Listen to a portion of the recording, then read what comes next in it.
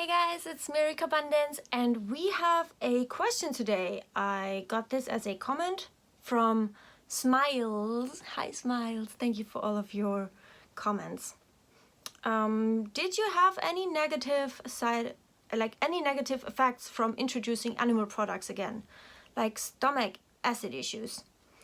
And I'll read what I wrote here, but I have details to add. So, no, actually not at all. Mind blow emoji. Not even a tiny bit. It frankly blew my mind because I was prepared for the Holocaust, haha. Yeah, I really was prepared for the Holocaust because that is what you hear all of the time. And also that is what I experienced before, like a couple of years ago when I was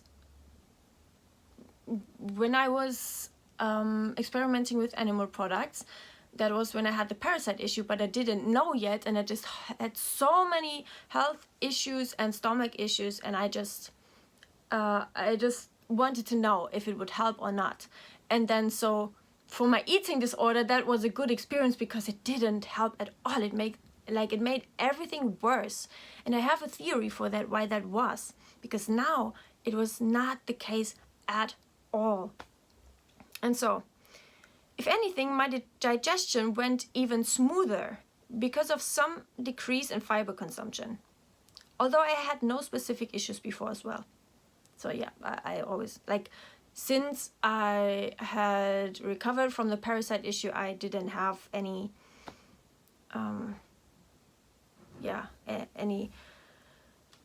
any big issues digestion-wise, because many people, they say they cannot be vegan anymore because they have such gut problems. That was not the case for me at all. So, if anything, my digestion went even smoother because of some decrease in fiber consumption, hence a bit less bulk in the gut at all times. Yes. We'll do a video on that sometime, which I'm doing now. And so, the less bulk in the gut at all times, that's a huge thing. I mean, you have all of this fiber fueled and all of these things, all of these people who just hone in on eating fiber, tons of fiber all of the time.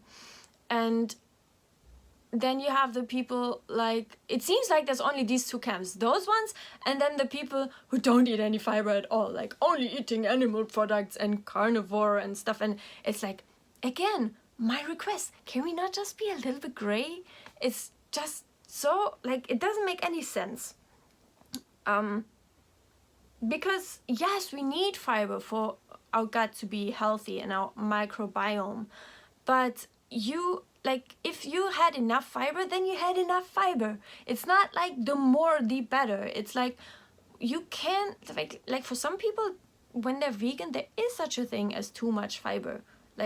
If your gut cannot accommodate all of the fiber you eat, then you are going to run into problems, and especially if you're not eating enough, which is what was happening with me also before, and which is also why I think that was also contributing when I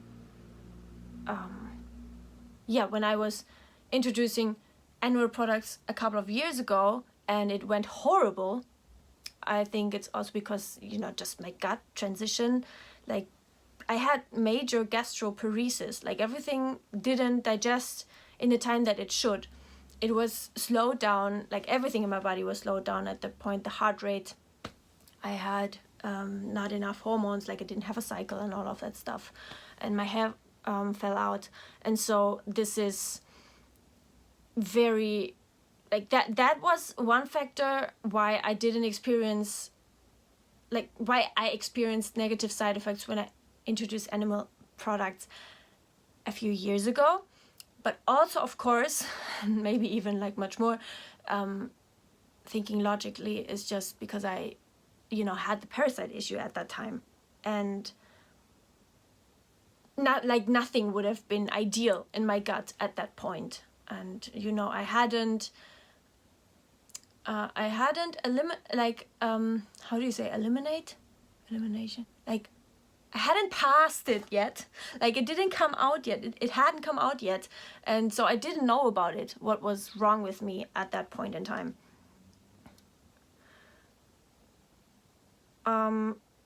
I did, however, experience so that's what I wrote still. I did, however, experience strong negative effects during my first attempt, which is about 2 years ago. I really think it's because my metabolism and gut transition / health was not up to par at that time, and this time it actually was because I had been eating plenty of calories months in advance. So hence my gut transition and like all of the gut motility, it all works much better now. Like, I don't have any gut problems with any kind of food, like even the most unhealthiest. If anything, the most unhealthiest foods might digest the best for me.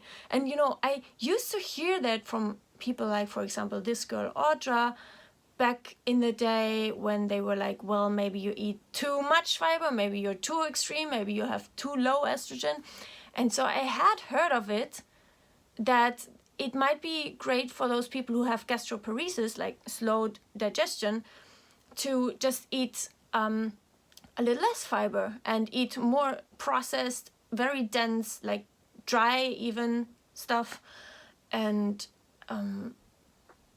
yeah, I kind of can support that with my experience right now. And that's also why you crave these foods, these very processed, ultra processed foods in recovery, because your body is so much smarter than you think. It knows what will be most digestible and most absorbable, and that is what you want. You want recovery and like the weight gain to be over as soon as possible, as fast as possible. There is no too much food, no too much calories, no too many calories. And I also went through the weight gain phase in a quite quick way. Like, I just had extreme hunger and I just went with it, and then I was over it. Like, then I was through it. I did have a relapse after because I was freaking out about my weight gain, but that was, I got my shit together again, and you will see this throughout the year. Yes, so someone replied to me under that comment. It's the mud pit. Did you feel internal well-being? When I got my B12 levels back, I felt a warm happiness I hadn't felt in about 12 years. Yeah, I can imagine that, because B12 is so essential for metabolism. So I replied to that, internal well-being, yes. So I did feel the internal well-being, but that can be many factors. That doesn't have to be because of the animal products or anything I missed, which is in the animal products. But at the same time, I do think that they would help, you know, just anything would help in my recovery that would help me just be freer and just do the opposite of my eating disorder voice. And so, but I did feel internal well-being because I felt like I was coming back to life. And they are saying, but I am saying, but I had taken B12 and vitamin D3, like all of the years when I was vegan. I also have videos on that on my channel here, if you are wondering how to take this, because we always took B12 shots, like we gave them ourselves.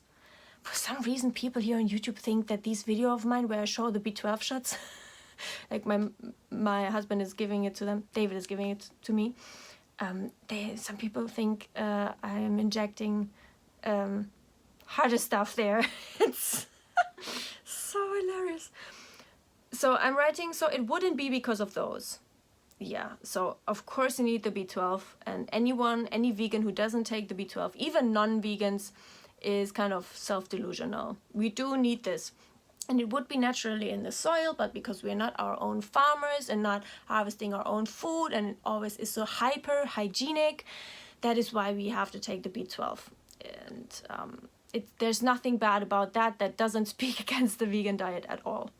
And vitamin D3 in our, you know, where I live, you don't get it enough from the sun. And yeah. Okay, I will leave it at that today with this video. Give this a thumbs up, and I see you next video. Bye bye.